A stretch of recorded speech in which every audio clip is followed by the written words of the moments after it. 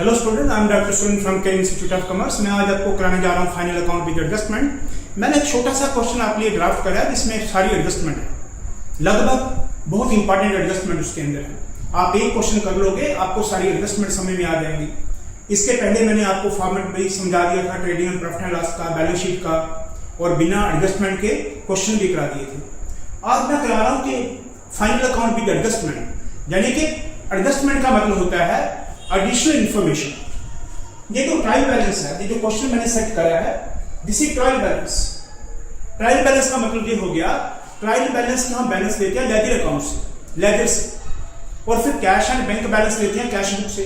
यानी कि trial balance बनता है लेजर के बैलेंस से और कैश बुक के कैश एंड बैंक बैलेंस से। इधर देखिए, ये जो लिखा है मैंने कैश एंड बैंक, ये है कैश बुक का बैलेंस और बाकी सारे बैलेंस लेजर के हैं। इसका मतलब ये हुआ कि trial balance books of accounts के बाद जो बेसिक बुक्स बनती हैं, उसके बाद लेजर बनती हैं, फिर लेजर से जो बैलेंस लिए जाते हैं, तो हर एक एंट्री बुक्स में रिकॉर्डेड है और उसका डबल इफेक्ट है, डबल एंट्री सिस्टम है।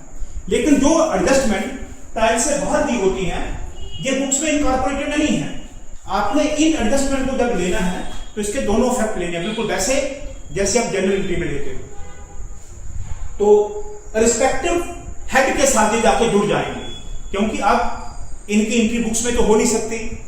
तो जब हम फाइनल अकाउंट बनाएंगे, जो एंट्री जिसके साथ रिस्पेक्टिव हेड के साथ जुड़ जाएगी, यानी कि अगर वेजेस होगी वेजेस के कंसर्न तो वेजेस के साथ जुड़ जाएगी, इंश्योरेंस के कंसर्न इंश्योरेंस के साथ जुड़ जाएगी, जिसके कंसर्न होगी उसके साथ अटैच हो जाएगी। और सबसे बड़ी बात ये कि जब आप एडजस्टमेंट का मतलब हो गया हर एक एंट्री का डबल इफेक्ट लेना है, यानी कि हमारा accounting system dual entry system पे बेस है, इसीलिए हमें हर एक एडजस्टमेंट का डबल इफेक्ट लेना है। देखिए मेरे साथ कैसे करते हैं। From the following trial balance prepare the final account for the year ending this. ये ट्रायल बैलेंस है जिसकी डेबिट साइड, ये क्रेडिट साइड। आधा क्वेश्चन जब ट्रायल बैलेंस दिया होता है तो इस तुक से निकल जाता है। डेबिट रिप्रेजेंट करता है या तो ये असेट है या एक्सपेंस, ये वाली साइड या तो असेट है या एक्सपेंस है। वो क्रेडिट का मतलब या तो ये लायबिलिटी है या कैपिटल है या रेवेन्यू। इन तीन में से हमें आइडेंटिफाई करना है।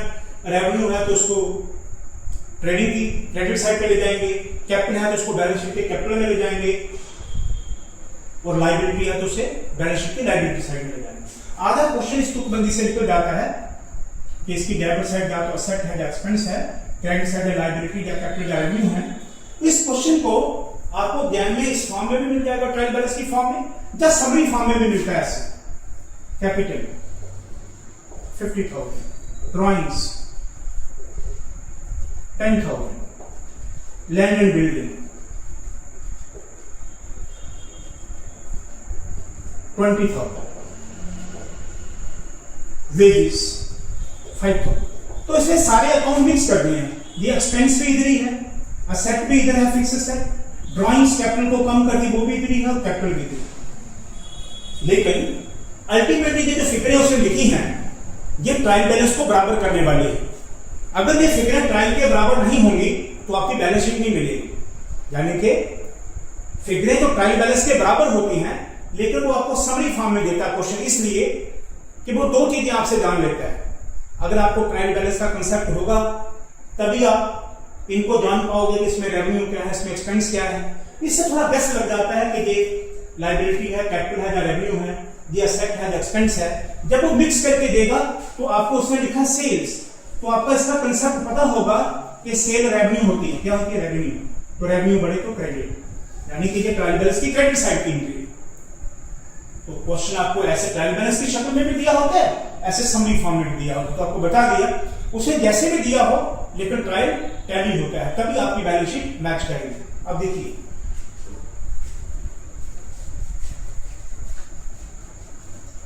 मैंने इस क्वेश्चन में मैक्सिमम एडजस्टमेंट दी है।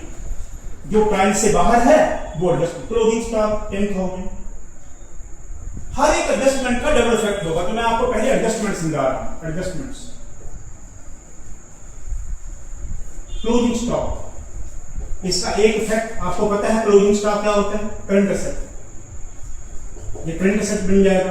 और क्लोजिंग स्टॉक परचेजेस को कम करेगा, क्योंकि अगर हमने परचेजेस 60,000 की करी, उसमें से 10,000 का स्टॉक बच गया, यानी कि हमारा जो सामान कंज्यूम हुआ वो 50,000 का है, तो एक्सपेंस 50,000 से बनेगा।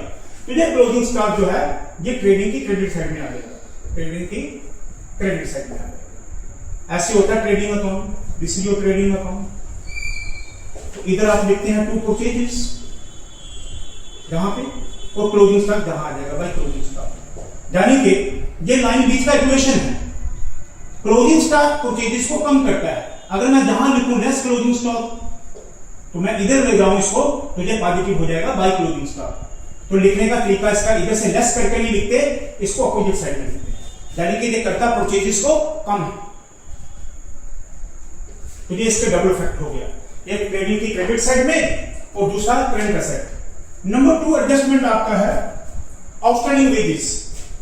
आउटस्टैंडिंग वेजेस यानी कि आपने किसी से काम करवा लिया, तो वेजेस आपकी क्या बनी, एक्सपेंस, वेजेस एक्सपेंस बढ़ जाएगा। और आउटस्टैंडिंग यानी कि आपको देना बाकी है, तो जब आउटस्टैंडिंग लग गया आउटस्टैंडिंग वेजेस, ये आपका करंट लायबिलिटी। तो इसके दोनों इफेक्ट, खाली वेजेस आपने किसी से काम करवा लिया, पैसे देने हैं, तो वेजेस क्या बनी, एक्सपेंस। तो ये ट्रायल के अंदर जो वेजेस है, देखिए ट्रायल के अंदर कहीं वेजेस दी होगी, ये वेजेस पे हो गई है और ये भी देना बाकी, तो रिस्पेक्टिव एक्सपेंस वेजेस के साथ जाके जुड़ जाएगा। ये एडजस्टमेंट वेजेस का इसके साथ। Number 3 this is prepaid insurance. Prepaid insurance आपने जनरल इंटेंट में पढ़ा है। प्रीपेड इंश्योरेंस का मतलब इतना इंश्योरेंस हमने एडवांस दे दिया है, जो पेमेंट हम एडवांस दें वो एक्सपेंस नहीं बनता है, तो ये इंश्योरेंस के एक्सपेंस को क्या करेगा, कम, आउटस्टैंडिंग एक्सपेंस को बढ़ाता है और प्रीपेड एक्सपेंस को कम करता है। तो ये आपका जो इंश्योरेंस होगा एक्सपेंस, ये उसको कम करेगा। और जब प्रीपेड इंश्योरेंस इकट्ठा पड़ेंगे, तो प्रीपेड हमने किसी का एडवांस दिया, उससे पैसा लेना बाकी, तो करंट एसेट बन जाएगा। तो प्रीपेड इंश्योरेंस ये करंट एसेट बन जाएगा। नंबर 4 आपका एडजस्टमेंट है डेप्रिशिएट प्लांट बाय 10%। तो डेप्रिसिएशन, किसका डेप्रिसिएशन है, प्लांट का। तो डेप्रिसिएशन क्या बनता है, एक्सपेंस।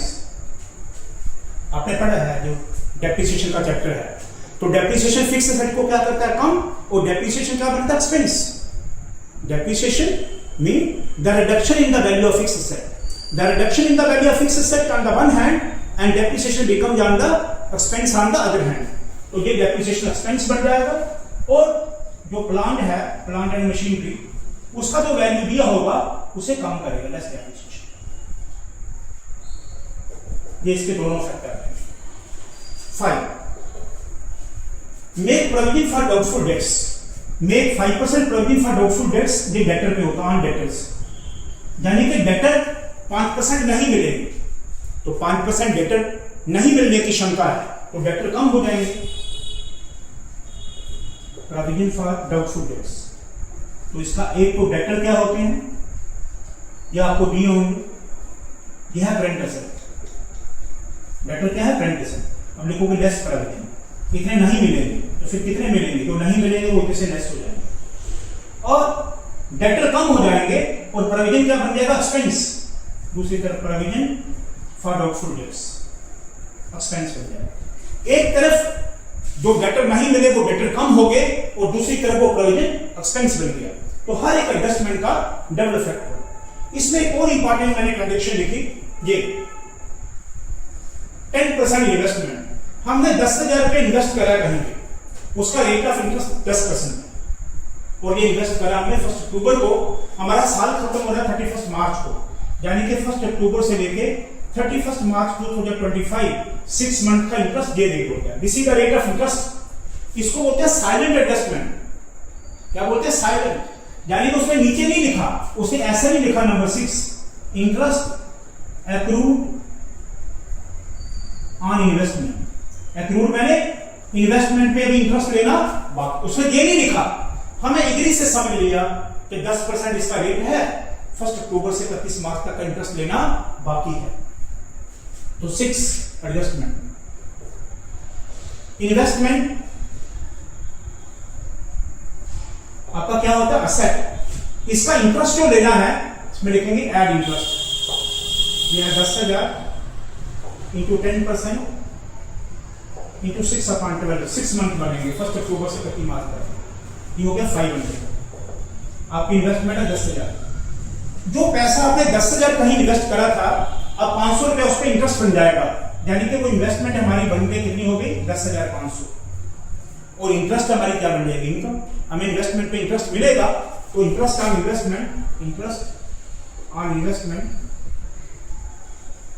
ये हमारी इनकम बन जाएगी। इनकम बढ़ जाएगी तो प्रॉफिट एंड लॉस की क्रेडिट साइड में चला जाएगा। तो ऐसे करके शेयर एडजस्टमेंट मैंने आपको समझा दी। बाकी मैं क्वेश्चन के साथ समझाता हूं, आप इसको कॉपी कर लीजिए, फोटो ले लीजिए। तो आपको जो मैंने एक्सप्लेन कर दिया कि हर एक एडजस्टमेंट का डबल इफेक्ट कैसे होता है। इन्वेस्टमेंट पे इंटरेस्ट लेना बाकी है, तो इंटरेस्ट हमारी क्या बन जाएगा इनकम। और जितनी हमारी इन्वेस्टमेंट है जब उसमें इंटरेस्ट ऐड हो जाएगा तो इन्वेस्टमेंट बढ़ जाएगी। अब देखिए क्वेश्चन,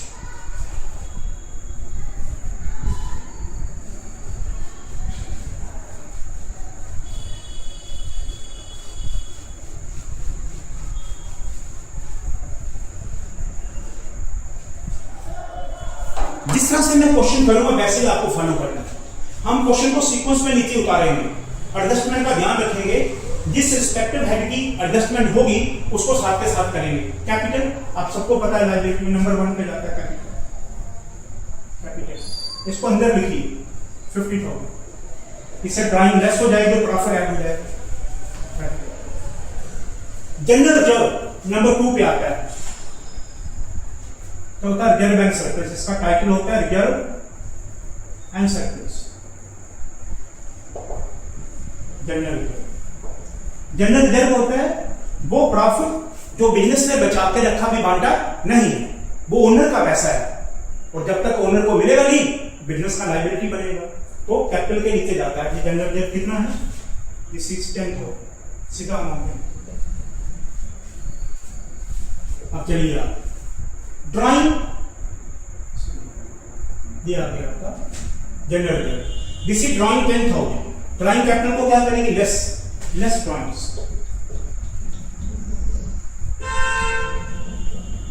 ये रह जाएगा 44। लैंड एंड बिल्डिंग क्या होता है फिक्स एसेट। यहां एसेट में नंबर 1 इसको बोलते हैं नॉन करंट एसेट। इसका मेन टाइटल होता है नॉन करंट एसेट्स। फिर आगे ये फिक्स एसेट में फिक्स एसेट्स। फिक्स एसेट में लैंड एंड बिल्डिंग 24।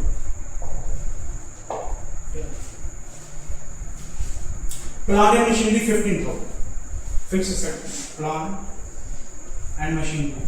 इसको अंदर लिखिए, इसमें एडजस्टमेंट है डेप्रिसिएशन का। डेप्रिशिएट प्लांट बाय 10%, तो डेप्रिसिएशन इसको लेस करेंगे, less depreciation at the rate of 10%। 10% इसका हो जाएगा 1500, तो बाहर आएगा 13,500। एक इफेक्ट फिक्स एसेट को कम करेगा, दूसरा इफेक्ट प्रॉफिट एंड लॉस का एक्सपेंस बनेगा। मैं इतनी जगह ट्रेडिंग के लिए छोड़ रहा हूं नीचे to depreciation on plant and machinery. This is 1500। Double effect, हर एक एडजस्टमेंट का डबल इफेक्ट। एक फिक्स एसेट कम हो गया और डेप्रिसिएशन क्या बन गया एक्सपेंस। आगे चलिए बैंक लोन, ये नॉन लंबी देर के लिए loan is representing the long term liability, तो इसको ऐसे लिखिए। ये आपका बैलेंस शीट है, नंबर 3 पे जाता है, इसको बोलते हैं non current liability. Non current liability लंबी देर के लिए, देखिए बैंक लोन। दिस इज 40,000 सीधा अमाउंट के कारण। 10% इन्वेस्टमेंट, 10% इन्वेस्टमेंट फिक्स एसेट के नीचे जाता है, यहां लिखिए 10% इन्वेस्टमेंट। इसमें एडजस्टमेंट अंदर लिखिए 10%। Add interest accrue, ACCRUED। अगर हमें इन्वेस्टमेंट पे इंटरेस्ट लेना है तो उसको एक्रूड बोलते हैं। कोई एक्सपेंस देना है तो उसे आउटस्टैंडिंग बोलते हैं। तो एक्रू यानी कि इन्वेस्टमेंट पे इंटरेस्ट लेना बाकी। कितना लेना है, इस 10,000 पे इंटू 10%, इंटू 6.9 आपको बताया 500 बाहर आया 10,500। अब जो हमारी 10,000 की इन्वेस्टमेंट थी उस पर 500 रुपये हमारा इंटरेस्ट बन गया, तो इन्वेस्टमेंट हमारी बन गई 10,500 और ये 500 रुपये हमारी क्या है इनकम, तो ये प्रॉफिट एंड लॉस की इनकम साइड पे आ जाएगा bye interest accrued on investment. ये 500 रुपये हमें देना हो गया इसका double fact. This is silent adjustment. Number 6 ये मैंने जहां लिख के बताई। आगे चलिए, सन्डी क्रेडिटर क्या होता है? Current liability. तो नंबर 4 होता है इसका करंट लायबिलिटी। सन्डी क्रेडिटर्स, सन्डी क्रेडिटर कुल मिला के हमारे क्रेडिटर हैं 5,000। Next, सन्डी debtor 15,000। सन्डी डेटर होता है करंट एसेट, तो फिक्स एसेट के नीचे नंबर 2 होता है करंट एसेट। सन्डी डेटर्स कितने हैं? डेटर्स 15,000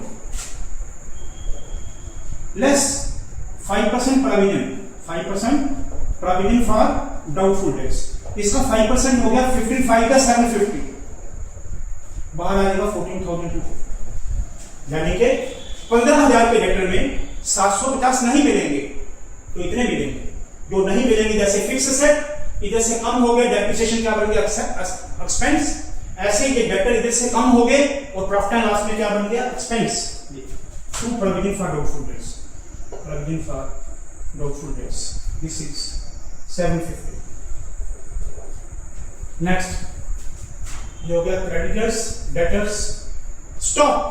ये स्टॉक फर्स्ट अप्रैल का ओपनिंग स्टॉक है जो पिछले साल का है। ये सबसे पहले ट्रेडिंग में नंबर 1 पे जाता है। To opening stock, to opening stock 5 number 1 पे, ये एंट्री नंबर 1 पे रहेगी। इसके नंबर 2 पे आती है purchase stock. Cash at bank क्या है? Current asset. This is 30,000 cash at bank 30,000। Next, sales income है, प्रॉफिट एंड लॉस की सेल नंबर 1 पे जाती है। नंबर 1 पे बाय सेल्स, इसको अंदर लिखिए, इसमें एडजस्टमेंट है। सेल है 1 लाख। परचेज 60,000, परचेज नंबर 2 पे आती है। यहां पे 2 परचेजेस, ये आपको फॉर्मेट में ऑलरेडी एक्सप्लेन कर चुका हूं। 2 परचेजेस, दिस इज 60,000। अब ये एंट्री बड़ी इंपॉर्टेंट आपके लिए बनाई है। रिटर्न, इसमें एक रिटर्न डेबिट साइड में है, एक क्रेडिट साइड में है। जो डेबिट की रिटर्न है जो सेल के अपोजिट, देखो सेल क्रेडिट साइड में, इसकी रिटर्न डेबिट साइड में। परचेज डेबिट साइड में, इसकी रिटर्न क्रेडिट साइड में। तो सेल रिटर्न कौन सी है? इस रिटर्न को बोलते हैं रिटर्न। सेल रिटर्न को क्या बोलते हैं? इनवर्ड। और परचेज रिटर्न को क्या बोलते हैं? आउटवर्ड। Inward, outward. तो ये 10,000 की लेस रिटर्न कौन सी रिटर्न होती है? इनवर्ड। हमने सामान बेचा, फिर हमें ही वापस आ गया, फैक्ट्री के अंदर आ गया, तो रिटर्न इनवर्ड है आपका 10,000। तो बाहर अमाउंट आ जाएगा 90,000। परचेज लेस रिटर्न, इस रिटर्न को क्या बोलते हैं? आउटवर्ड। यानी कि ये जिससे हमने सामान खरीदा था, हमने उसको वापस करा, हमारी फैक्ट्री से बाहर गया, जिससे रिटर्न आउटवर्ड 6,000, बाहर आ जाएगा 54,000। चलिए, then carriage inward. Carriage inward होता है परचेज पे, जो सामान हम खरीदते हैं जो फैक्ट्री के अंदर आ रहा है वो होता है इनवर्ड, और जो हमें सेल करके बाहर गया उसका कैरीज बोलते हैं कैरीज आउटवर्ड। तो कैरी इनवर्ड डायरेक्ट एक्सपेंस माल बनाने का है, ये ऊपर जाएगा। To carriage inward, to carriage inward, this is 3,000। Then carriage outward. Carriage outward का मतलब जो सामान हमने बेचा जो फैक्ट्री से बाहर गया, तो वो प्रॉफिट एंड लॉस का एक्सपेंस है। To carriage outward,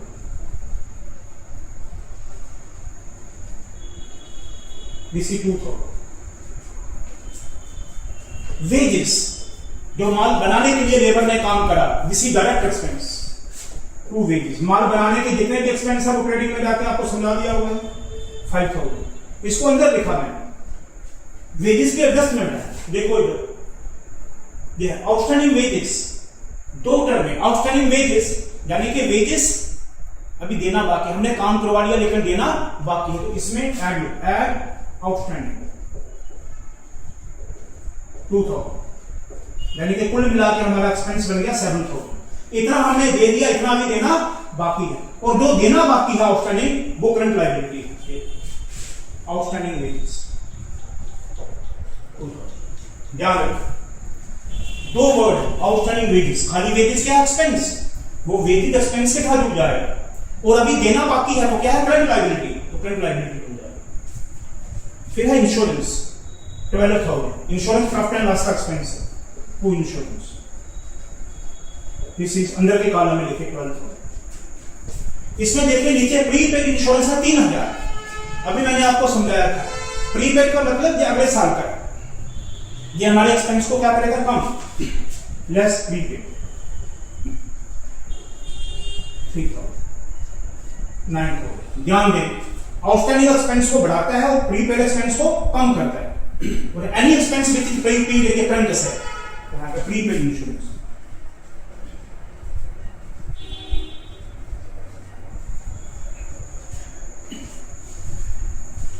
salaries, staff का सैलरी ऑफिस का एक्सपेंस होता है, 2 salary 10,000। Rent, this is office rent 2 rent. अब देखिए कोई एडजस्टमेंट करते हैं। क्लोजिंग स्टॉक आपको बताया एक तरफ ट्रेडिंग की क्रेडिट साइड में, ये नंबर 2 पे आता है वाई क्लोजिंग स्टॉक।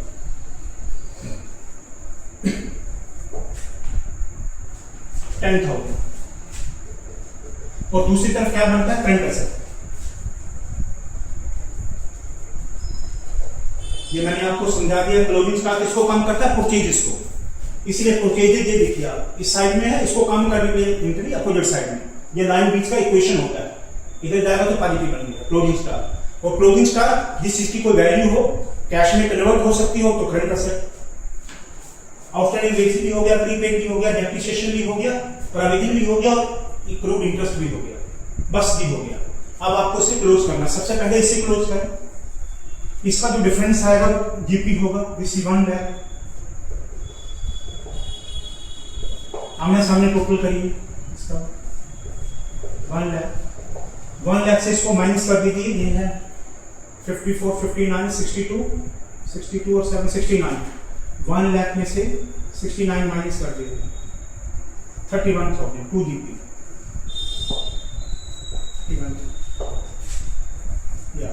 अब जीपी इधर प्रॉफिट एंड लॉस की क्रेडिट साइड में bye GP, this is 31,000।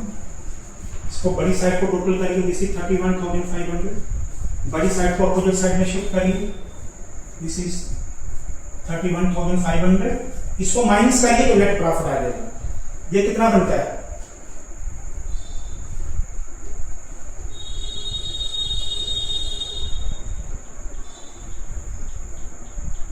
this is 27,250.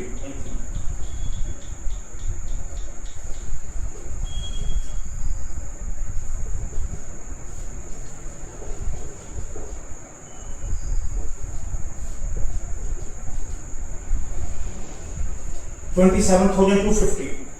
31,500 minus 27,250.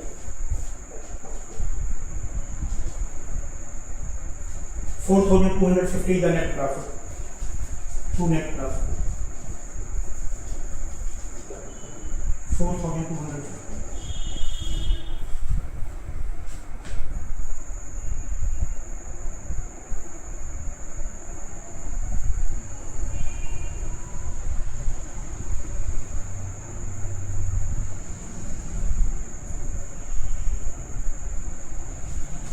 अब ये जो नेट प्रॉफिट है इसको कैपिटल में ऐड कर दीजिए, प्रॉफिट से कैपिटल बढ़ता है। This is at net profit 4,250। अब इसको क्लोज कर दीजिए, इसको बाहर निकालिए 40 प्लस दिस इज 44,250। अब देखिए सारी आइटमें बाहर आ गई, इसका टोटल करिए। अगर क्वेश्चन सही है तो आपका बैलेंस शीट की दोनों साइडें बराबर आ जाएंगी।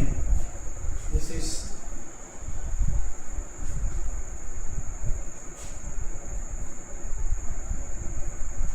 See 94,215.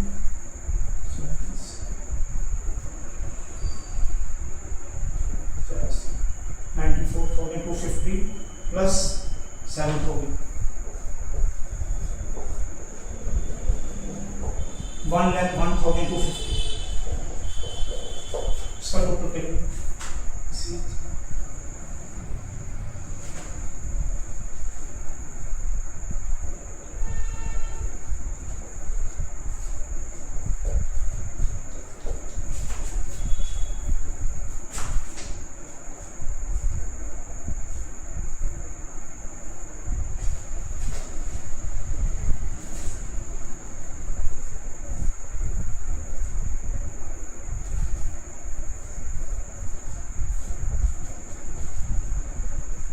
This is 1,01,250. The balance sheet is agreed. Tally. This is your balance sheet. मेरे बच्चों, आशा करता हूं आपको समझ आया होगा. हर एक एडजस्टमेंट का डबल इफेक्ट फिर से समझा देता हूं. क्लोजिंग स्टॉक उसकी कोई वैल्यू है, वो कैश में कन्वर्ट हो सकता है, करंट एसेट. और क्लोजिंग स्टॉक परचेजेस को कम करता है ट्रेडिंग की क्रेडिट साइड में. आउटस्टैंडिंग वेजेस, दो वर्ड हैं आउटस्टैंडिंग वेजेस. खाली वेजेस एक्सपेंस है, उसको वेजेस के साथ जोड़ दो. जब उसके आगे आउटस्टैंडिंग वर्ड लग जाता है वो करंट लायबिलिटी बन जाएगा. प्रीपेड इंश्योरेंस एक्सपेंस को कम करता है, सो इंश्योरेंस में से माइनस कर दो. जब प्रीपेड इंश्योरेंस को इकट्ठा पढ़ोगे तो हमें किसी से पैसा भी लेना बाकी है, करंट एसेट बन जाएगा. डेप्रिसिएशन फिक्स एसेट को कम करेगा, जिसका होगा प्लांट एंड मशीनरी का, और एक्सपेंस बन जाएगा. Provision for doubtful dates debtor को कम करेगा और एक्सपेंस बन जाएगा. इन्वेस्टमेंट पे इंटरेस्ट जो लेना बाकी है इन्वेस्टमेंट के साथ ऐड हो जाएगा, क्योंकि हमने जितना इन्वेस्टमेंट करा था अब इंटरेस्ट भी लेना बाकी, तो हमारी इन्वेस्टमेंट बढ़ जाएगी और इंटरेस्ट हमारी इनकम बन जाएगी. हो आपको समझ आया होगा. देखते रहिए, चैनल को सब्सक्राइब करिए, फॉलो करिए, लाइक करिए, कमेंट करिए. आपको कुछ दिक्कत आ रही है तो मुझे पूछिए, मैं आपके लिए हाजिर.